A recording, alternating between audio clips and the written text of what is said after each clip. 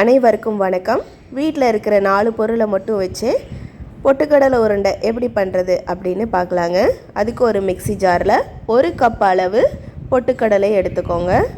எடுத்துட்டு ஒரு 7 ஸ்பூன் அளவு சர்க்கரை எடுத்துருக்கேங்க, வெள்ளை சர்க்கரை. நீங்கள் கரும்பு சர்க்கரை கூட ஆட் பண்ணிக்கலாங்க. அதுக்கப்புறம் 3 ஏலக்காயை அது கூட சேர்த்து நல்லா பொடியாக அரைச்சி எடுத்துக்கோங்க.